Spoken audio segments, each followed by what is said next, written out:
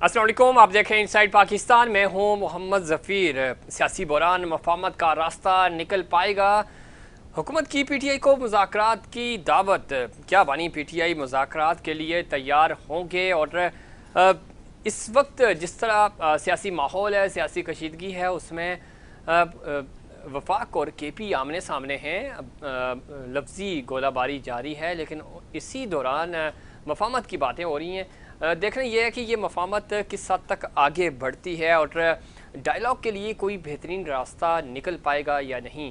पाकिस्तान तहरीक इंसाफ की तरफ से असद कैसर कहते हैं कि हुकूमत की तरफ से मुज़ाकरात की दावत सिर्फ अवाम को दिखाने के लिए है। सही मानों में हुकूमत मुज़ाकरात नहीं चाहती। दूसरी तरफ अली अमीन गंडापुर कहते हैं कि हमारी किसी इदारे से या किसी सिस्टम से जंग नहीं। हम चाहते हैं कि मामला अमन अमान की तरफ जाएं, और वो साथ ही साथ ये भी कह रहे हैं कि हम ये भी चाहते हैं कि आवाम को रिलीफ मिलना चाहिए लोड शेडिंग के हवाले से। मुज़ाकरात होने चाहिए, लेकिन मुज़ाकराती कमेटियाँ कैसे बनेगी, मुज़ाकरात होंगे किसके साथ, और पाकिस्तान तहरीक इंसाफ की तरफ से जो डिमांड्स हैं उसको हुकूमत ये समझती है कि पाकिस्तान तहरीक इंसाफ हुकूमती या सियासतदानों के साथ बातचीत करने को तैयार नहीं है, वो इदारों के साथ बात करना चाहते हैं। तो इस तरह मामलात आगे नहीं बढ़ेंगे। दूसरी तरफ राना सनाउल्लाह साहब कहते हैं कि बानी पीटीआई मुजीबुर रहमान वाली जो सियासत है उसको छोड़ दें। माजी की तरह इस वक्त भी ये डिबेट है, लेकिन अगर इस तरह की बयानबाजी जारी रहेगी तो मामला और ज़्यादा ख़राब हो सकते हैं। अल्टीमेटली डायलॉग की तरफ जाना होगा, चाहे हुकूमत पहल करे या पाकिस्तान तहरीक इंसाफ। बाज़गश्त तो सुनाई दे रही है कि शायद चीज़ें बैक एंड पे बहुत तेज़ी से तब्दील हो रही हैं। अदलिया का जिस तरह रिलीफ अदलिया की तरफ से मिल रहा है, इस तरह की सिचुएशन डेवलप हो रही है। 2 केसेस रह गए हैं सिर्फ बानी पीटीआई के ऊपर। फिर तवातर के साथ जो डेवलपमेंट्स हो रही हैं, कुछ तो है जो बैक एंड पे चल रहा है। इसी दौरान चूँकि पाकिस्तान मुस्लिम लीग नून की तरफ से मियां नवाज शरीफ साहब को फ्रंट पर लाने की का फ़ैसला किया गया, और ज़ाहिर है मुस्लिम लीग नून मियां नवाज शरीफ साहब के बग़ैर अधूरी है। अब वो पार्टी को लीड भी करेंगे। पूरी जमात इस पे मुत्तफ़िक है, राना सनाउल्लाह साहब आज बता रहे थे। और साथ ही साथ जो मेजर डेवलपमेंट है कि मुस्लिम लीग नून ज़ाहिर अब हुकूमती टीम बिल्कुल डिफरेंट होगी, अलग होगी, और जो जमात को लीड करेगी वो टीम बिल्कुल डिफरेंट होगी। मियाँ साहब उसको लीड कर रहे होंगे, और मुस्लिम लीग नून का मतलब ही नवाज शरीफ है। राना सनाउल्लाह साहब ने आज ये भी वाज़े कर दिया, और ये वाज़े भी है चूँकि मियाँ साहब के बगैर, बड़े मियाँ साहब के बगैर मामलात आगे चलते हुए नज़र नहीं आते उस तरह से जिस तरह मुस्लिम लीग नून का हादसा हुआ करते हैं। 26 साल के बाद योम तकबीर पर सरकारी छुट्टी का ऐलान, ये नौबत क्यों पेश आई और क्यों ज़रूरत पड़ी इस चीज़ की, इसके ऊपर भी बात करेंगे। और जो अफसोसनाक खैबर में दहशतगर्दों के ख़िलाफ़ कार्रवाई में वतन पर कुर्बान होने वाले शहदा को सुपुर्द खाक कर दिया गया। फोर्सेस की कुर्बानियाँ हमेशा याद रखी जाएंगी, और आए रोज़ वो अमन अमान की खातर और मुल्क पाकिस्तान के दिफा की खातर जानों का नजराना पेश कर रहे हैं। ये बहुत इम्पॉर्टेंट है कि हमें अपने अफवाज के शाना बशाना खड़ा होना होगा। ऑलमोस्ट दहशतगर्दी का खात्मा हो चुका है, लेकिन जो टारगेटेड ऑपरेशन हैं और इस तरह के जो ऑपरेशन हैं उनको नाकाम बनाने के लिए आज भी हमारे जवान जो हैं वो जानों का नजराना पेश कर रहे हैं। तमाम सूरत हाल पर बात करेंगे। ज्वाइन किया है हमें जनाब आसिफ बाजवा साहब ने, सीनियर सियासतदान है, सीनियर रहनुमा है मुस्लिम लीग नून के। बाजवा साहब खुश आमदीद कहते हैं आपको शो में। जी वालेकुम अस्सलाम ज़फ़ीर साहब, बहुत शुक्रिया आपका। बाजवा साहब किस तरह देखते हैं बहुत दिनों के बाद एटलीस्ट लफ्ज़ी गोलाबारी अपनी जगह, वो अभी भी केपी और पंजाब के दरमियान, केपी और माफ़ कीजिएगा वफाक के दरमियान अभी भी लफ्ज़ी गोलाबारी जारी है, लेकिन कुछ डेवलपमेंट्स हुई हैं जो कि पस्से पर्दा, चाहे पिंडी के कॉरिडोर्स हों, इस्लामाबाद के हों, अपारा के हों, और चाहे केपी के हों, चीज़ें बेहतर होती हुई नज़र आ रही हैं। मफाहमत का रास्ता निकलता हुआ बज़ाहिर नज़र आ रहा है। समझते हैं कि कोई उम्मीद की जा रही है चीज़ें बेहतरी की तरफ जाएंगी, डायलॉग होगा, ख़ास तौर पे पाकिस्तान तहरीक इंसाफ और हुकूमत इकट्ठे बैठेंगे, सियासी जमातें इकट्ठी बैठेंगी, कोई एक नया हल, नई तजवीज़ निकलेगी और मामला बेहतरी की तरफ जाएंगे? जनाब बिस्मिल्लाहिर्रहमानिर्रहीम, आपका बहुत शुक्रिया, आपने मुझे वक्त दिया। देखिए, गुजारिश ये है कि पहले राना सनाउल्लाह साहब की पॉजिटिव स्टेटमेंट आती रही और कल secretary general PMLN Asif Iqbal साहब जो है उनकी भी स्टेटमेंट आई कि हम बातचीत के लिए तैयार है अगर कोई पॉजिटिव डेवलपमेंट होने जा रही हो। बात करने का मकसद ये है कि सियासत जो है उसमें मसाइल है और सबसे बड़ा मसला पाकिस्तान की इकॉनमी का है। उसके बाद मैं ये समझता हूँ बीइंग पॉलिटिकल वर्कर कि दुनिया का कोई भी मसला हो, कोई भी, उसका अल्टीमेट जो सोल्यूशन है वो टेबल है। जो लोग लड़ाई करते हैं, गालम गलोच करते हैं, आप जैसे जो दानिश्वर लोग हैं वो कहते हैं कि जब आर्गुमेंट्स खत्म होते हैं तो फिर लड़ाई शुरू होती है। तो मैं ये समझता हूँ कि सियासत में आर्गुमेंट्स खत्म नहीं होते, सियासत में आर्गुमेंट्स होते रहते हैं, बात चलती रहती है। और यही वजह है कि लोग सियासत में, जो लोग आर्गुमेंट पे बात करते हैं, आर्गुमेंट करते हैं, लड़ाई नहीं करते, वो हमेशा कामयाब सियासतदान कहलाते हैं। लेकिन बदकिस्मती ये रही है कि बानी पीटीए जो है वो चाहे किसी को चोर कहें, डाकू कहें, चाहे वो आफसू जरदारी हो या मियां नवाज शरीफ साहब हो या उनकी पार्टी हो या मौलाना फजलुर रहमान साहब हो या महमूद खान अचकजई हो या कोई भी पाकिस्तान का उनके अलावा दीगर सियासतदान हो जिसका उन्होंने मजाक नहीं उड़ाया, जिसका उन्होंने ठट्ठा नहीं उड़ाया, जिसको उन्होंने डिग्रेड नहीं किया, हर शख्स को उन्होंने डिग्रेड किया है और हमेशा यही कहा है कि मैं इनसे बात करने को तैयार नहीं हूँ, मैं इनसे हाथ मिलाने को तैयार नहीं हूँ। लेकिन जिसको उन्होंने, इससे पहले मैं आपको सिर्फ याद कराना चाहता हूँ कि उन्होंने कहा कि ये जनरल बाजवा साहब के मुताबिक उन्होंने कहा ये बड़े जमहूरियत पसंद जर्नैल है। फिर उसके बाद उन्होंने क्या कहा, फिर उनको कौन कौन से अलकाबात से नवाजा गया और फिर ये अलकाबात नवाजने के बाद फिर उनको कहा गया कि हम आपको ताहियात जो है वो प्रमोट करके तो वो ये CNC रहने देते हैं। तो बात करने का मकसद ये है कि अगर ये बातें वो आज भी वो गलती पर है, वो कहते हैं कि मैं किसी सियासतदान से बात नहीं करूंगा, एस्टेब्लिशमेंट से बात करूंगा, चीफ ऑफ आर्मी स्टाफ से बात करूंगा, लेकिन ये ऐसा मुमकिन नहीं होगा, ऐसा पॉसिबल नहीं है। उनको सियासतदानों के साथ बैठना पड़ेगा, उनको टेबल टॉक करनी पड़ेगी, उनको ये कहना कि मैं हार मानता नहीं हूं। देखिए, जो लोग हार मानते नहीं है वो कभी जीतते नहीं है। जो लोग हार मानते हैं वो फिर वो नए सिरे से ऊपर आते हैं और नए सिरे से जदोजहद करते हैं और फिर वो कहते हैं ना बाजा साहब, जो है वो कामयाबी ये आप बातें खान साहब के लिए तो आप कह रहे हैं, इसमें कोई दो राय नहीं है कि खान साहब ने जिन जिन लोगों के बारे में जो जो कहा, फिर बाद में ज़ाहिर है जो भी कह लें आपने तो उसका नाम यूटर्न रखा हुआ है खान साहब के लिए, लेकिन जब वही काम आप या पाकिस्तान पीपल्स पार्टी या दीगर कोई सियासी जमातें करती हैं तो वो कहते हैं कि ये तो हमारे सियासी फैसले हैं, लेकिन इमरान खान के लिए आप यूटर्न का लफ्ज़ इस्तेमाल करते हैं। माजी में आप कहते रहे कि ये पाकिस्तान के लिए सिक्योरिटी रिस्क हैं, बेनज़ीर भुट्टो हों या आसिफ अली जरदारी साहब हों, आप ही की लीडरशिप कहती रही कि इनको लाड़काना की सड़कों पे हम घसीटेंगे, ये चोर डाकू हैं, ये कच्चे के डाकू हैं। आप ही इनके बारे में क्या कुछ नहीं कहते रहे, मोहतरमा के बारे में क्या कुछ नहीं कहते रहे, फिर ये लोग भी आपके बारे में क्या कुछ नहीं कहते रहे, तो सब ने यूटर्न्स लिए, इकट्ठे बैठे बातचीत की। खान साहब ने भी सब कुछ यही किया। आपने आर्मी की बात की, ज़ियाउल हक को तो रूहानी बाप कहते थे, जनाब नवाज शरीफ साहब वो कहते हैं अभी भी, और उस वक्त भी वो नारे लगाते थे। फिर वो ये कहते थे कि मैं उनके बेटों की तरह हूँ। यही बात जुल्फ़िकार अली भुट्टो साहब कहते थे कि अयूब खान जो है उनको डैडी कहते थे, और वो कहते थे कि जुल्फ़िकार अली भुट्टो जो है वो मेरे तीसरे बेटे हैं, तीसरे बेटों की तरह हैं। तो ये सारा माजी है, तारीख़ है, और कोई झूठी तारीख़ नहीं है, सच्ची वो ईमान अफरोज़ तारीख़ है। मसला सिर्फ ये है कि जब खान साहब या कोई भी बंदा ये बात करता है तो यूटर्न में कन्वर्ट हो जाता है। माजी तो आप सबका एक जैसा ही है, तो आएँ बिस्मिल्लाह करें, ये माजी को बुलाएं और नए सफ़र का आगाज़ करें, पाकिस्तान तरक्की करे, खुशहाल हो, आपके हमारे बच्चे जो हैं वो आने वाला मुस्तकबिल ठीक हो, कम से कम वो इन चीज़ों के ऊपर अपना टाइम वेस्ट ना करें जिनके ऊपर मैं और आप कर चुके हैं।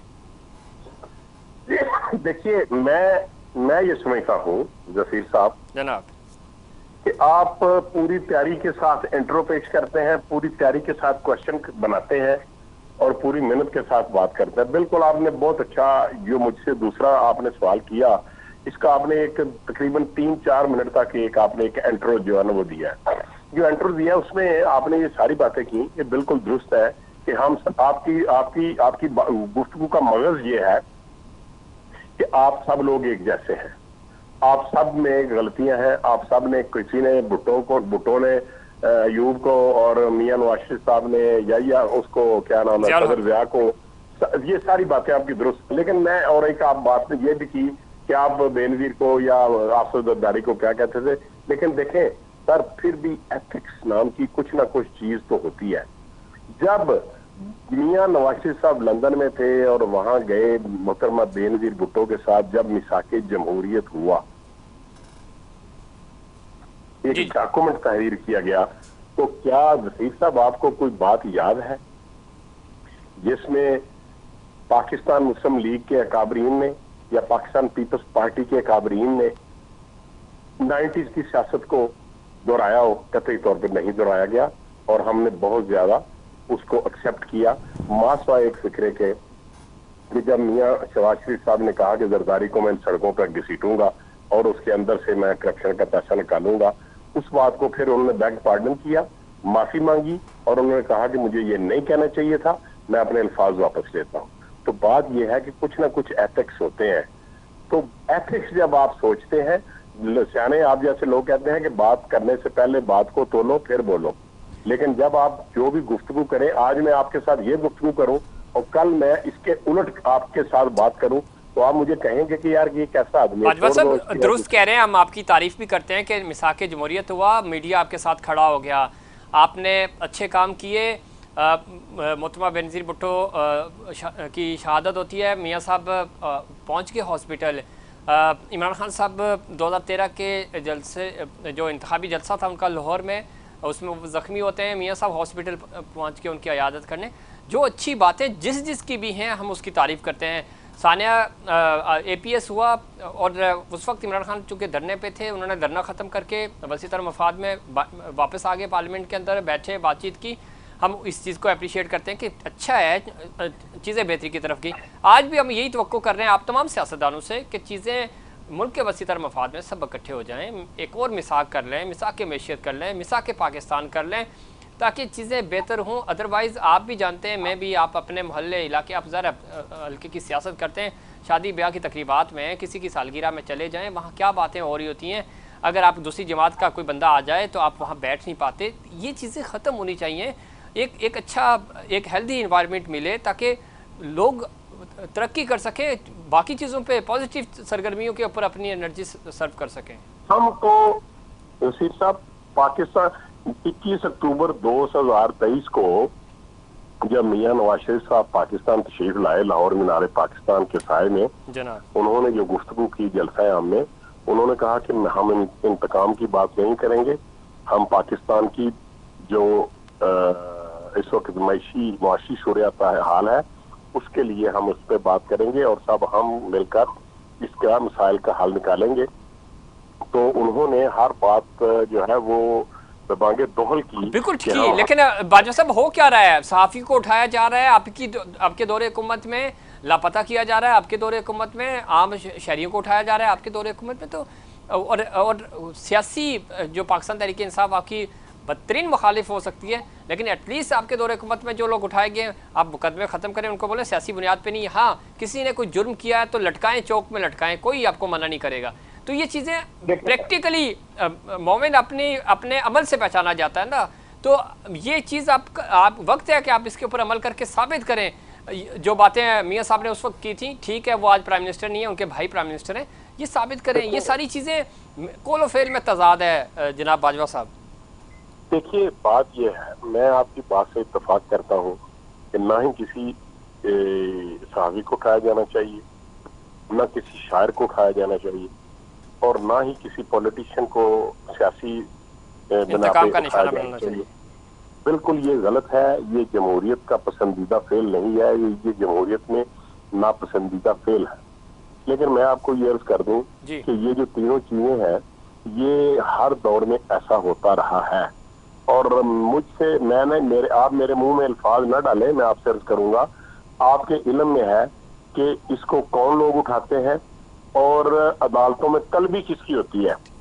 देखें, जनाब अगर बाजवा साहब, मैं अल्फाज नहीं डाल रहा, हमें कोई ज़रूरत भी नहीं है ये करने की, हमें पता है कौन उठा रहा है। क्या वो आपके मातहत नहीं है? अगर नहीं है मातहत, आपके प्राइम मिनिस्टर के नीचे नहीं है, वज़ीर दाखिला के नीचे नहीं है, तो ये चीज़ भी आप वो अल्लाह ना करे, हम तो ये दुआ करते हैं जिस तरह चीफ जस्टिस साहब कह रहे हैं कि कल प्राइम मिनिस्टर अदालत में हाजिर हों। आप माजी में जा चुके हैं, यूसुफ रज़ा गिलानी साहब जा चुके हैं, मियां नवाज शरीफ साहब जा चुके हैं। हम नहीं चाह रहे कि हमारा जो सुप्रीम इदारा है उसका और पूरे मुल्क का जो प्राइम मिनिस्टर है, किसी भी जमात का, वो हमारा वज़ीर आज़म है, तो वो जाके अदालत के सामने खड़ा हो जाए। ये कोई अच्छी प्रैक्टिस नहीं है, आप खुद कानूनदान हैं, लेकिन ये बदकिस्मती नहीं है कि पूछगछ हो? ये देखें, मैं ये समझता हूँ कि आज जो फिजा बनी हुई है पाकिस्तान में जनाब, और ये बड़ी खतरनाक है। और वो फिजा क्या है कि पाकिस्तान की अदलिया और पाकिस्तान की जो एस्टेब्लिशमेंट है, इसको आमने सामने लाने के लिए ये एक साजिश है और ये प्री प्लान है।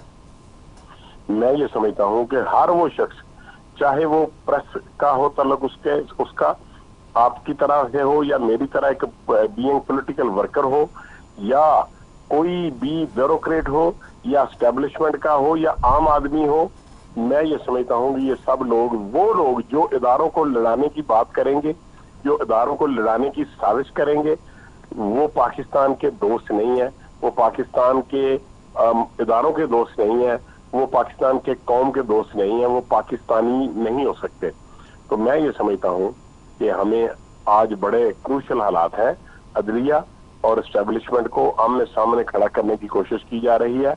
और मैं ये समझता हूं कि ये आज बहुत जरूरी वक्त है कि हमें कुव्वत बर्दाश्त का मुजाहरा करना होगा, वगरना जिस तरीके से अदलिया की तरफ से स्टेटमेंट्स आ रही हैं और फिर कुछ सियासतदान जो है वो इस किस्म की सख्त स्टेटमेंट्स दे रहे हैं, इसका खमियाजा अल्टीमेटली पाकिस्तान के सियासतदानों और पाकिस्तान की अवाम को भुगतना पड़ेगा।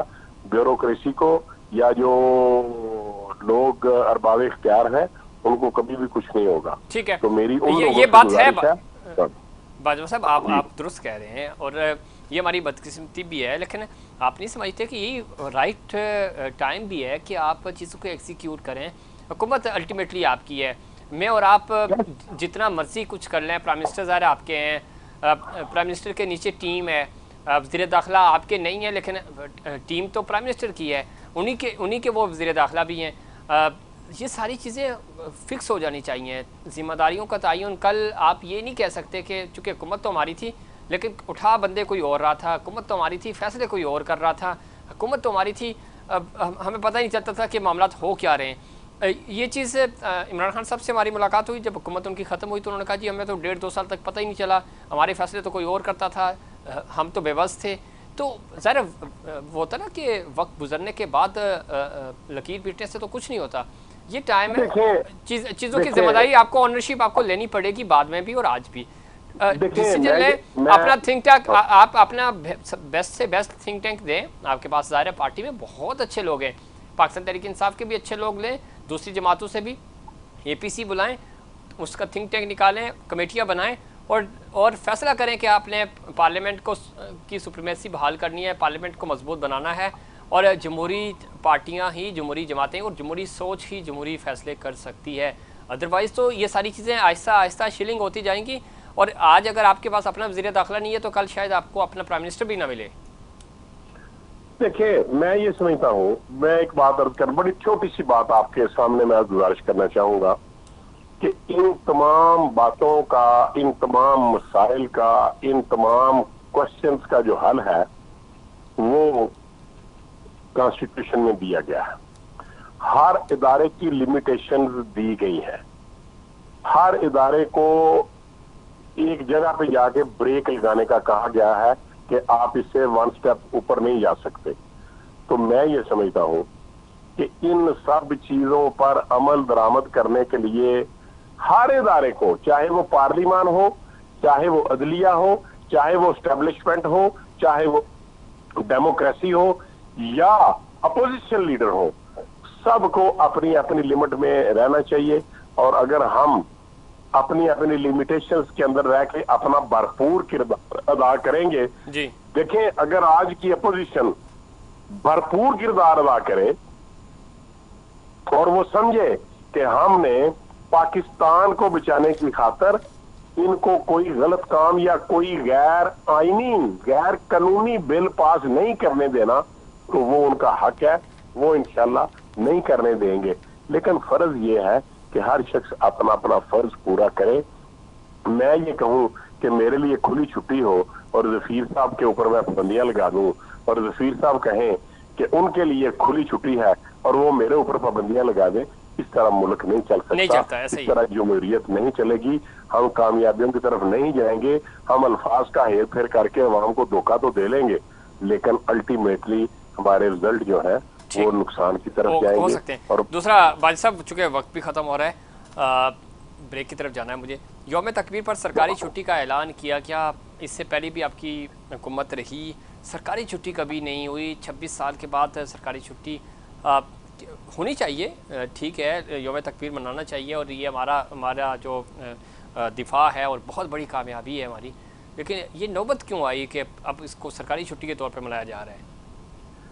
देखें, मैं ये समझता हूँ कि ये एक जेस्चर है, ये एक बहुत अच्छा तासर जाएगा कि गवर्नमेंट ऑफ पाकिस्तान की तरफ से हमारे दुश्मन मुल्क को, बिलखसूस इंडिया को, जो वहां पर उनके इलेक्शन हो रहे हैं और वो बहुत ज्यादा पाकिस्तान के खिलाफ बातें करते हैं और इंडिया के मुसलमानों को धमकियां लगाते हैं और उनका कुछ वहाँ जिंदगी के कोई उनके लिए असूल व ज़वाबित नहीं रह गए, तो मैं ये समझता हूँ कि पाकिस्तान की गवर्नमेंट ने अपनी एक आला जो हमने जो एक इंडिया को सबक सिखाया था कि हमने भी धमाके किए और आज हम इसीलिए जिंदा है कि हम एक सुपर पावर है और हम एक एटॉमिक पावर है।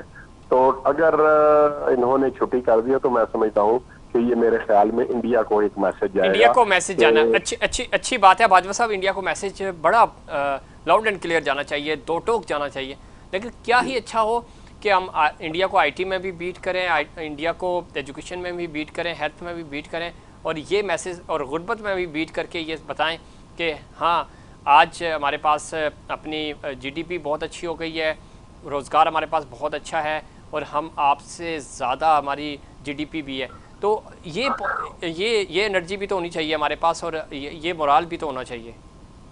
देखिए, 37% महंगाई थी और अब जो आज की न्यूज़ है वहाँ पर है कि महंगाई 37% से कम होके 17% की तरफ चली गई है। स्टॉक एक्सचेंज बेहतर जा रहा है और जो मुआशी इशारे है वो हम बेहतरी की तरफ जाना शुरू हो गए हैं और मेरा ख्याल है कि अगले बजट से पहले आप जो कि गवर्नमेंट ने, पीएमएल ने और हमारे जो दूसरे लोग हैं उन्होंने ये टारगेट दिया था कि हम ये जो इतने मसाइल हैं इतना इकोनॉमी के, हम इंशाल्लाह 2 साल के अंदर इसको 2 साल का उन्होंने टाइम दिया है और मेरा ख्याल है कि इंशाल्लाह हम 2 साल जब पूरे होंगे तो हम इंशाल्लाह माशी बहरान से निकल आएंगे और जो आपने बातें की ये लेसन भी और ये मैसेज भी इंशाल्लाह इंडिया को चला जाएगा कि पाकिस्तान हमारे मुकाबले में बेहतर मैशत का बनने जा रही है। ठीक है, आखिरी खैबर में दहशतगर्दों के खिलाफ कार्रवाई पर 7 जवान शहीद हुए हैं। कुर्बानियाँ लाजवाल कुर्बानियों की एक दास्तान है और इसमें कोई शक नहीं, हमारे मुहाफ़िज़ सरहदों के वारिस जो हैं वो कुर्बानियाँ दे रहे हैं। अमन अमान बहाल करने में पाक फ़ौज, तमाम सिक्योरिटी फोर्सेस की बड़ी कुर्बानियाँ हैं। किस तरह देखते हैं, अभी भी वतन अज़ीज़ के हाथ जाने दे रहे हैं? देखिए बात यह है कि एक बहुत बड़ी बात, मैं नाम नहीं लेता, चलो मैं ले भी लेता हूँ कि मियां नवाज शरीफ साहब ने भी कहा था कि हम हमसाए नहीं बदल सकते और इस तरफ हमारे इंडिया है, उस तरफ हमारे अफगानिस्तान है और हम इंडिया तो हमारा खुला है, हम दुश्मन है, लेकिन हम अफगानिस्तान को भी अपना दोस्त मुल्क नहीं कह सकते। और कल ही हमारे जो इंटीरियर मिनिस्टर हैं मोहसिन नकवी साहब, उन्होंने कहा कि अफगानिस्तान को चाहिए कि या वहाँ पर उनके खिलाफ ट्रायल करें, नहीं तो हमें वो जो दहशतगर्द है और जो वहाँ की सरजमीन हमारे खिलाफ इस्तेमाल हो रही है वहाँ से बैकअप मिल रहा है उनको, तो ये हमारे लिए अच्छी बात नहीं है। तो मैं ये समझता हूँ कि हम हर महाज पे लड़ तो नहीं सकते, लेकिन बड़े दुख से कहना पड़ता है कि कि हम ये कहते हैं कि हमारे इतने आदमी शहीद हो गए। आप उन लोगों को देखें जिस माँ का बेटा शहीद हुआ, जिस बीवी का खामद गया, जिस बेटी का बाप गया। तो ये वाकई बहुत बड़ी बात है। और यकीन करें कि मुझसे बात नहीं हो रही कि बिल्कुल इतना ठीक है। दुख होता है, इतना दुख होता है कि हमारे जो भाई हैं, हमारे जो बब्बर शेर है, वो इन बेशक दहशत गर्दों इसमें के कोई शक सामने नहीं जा बाजू रहे हैं। साहब, अल्लाह ताला हमेशा इस मुल्क को अपनी ज़ुबान में रखे। और हमारे जो पाक फ़ौज के जवान हैं वो कुर्बानियाँ, उनकी लाजवाल दास्तान है और कुर्बानियाँ दे रहे हैं मुल्क की खातिर और सरहदों पर वो हिफाजत करते हैं। यही वजह है कि हम आप सब चैन की नींद सोते हैं और वजह यह है कि वो चाको चौबंद अपने इस मुल्क की हिफाजत कर रहे होते हैं। वक्त हुआ ब्रेक का, ब्रेक से वापस आएंगे तो मज़ीद सियासी सूरत हाल पर बात करेंगे, लेकिन उससे ब्रेक मशहूर ब्रेक।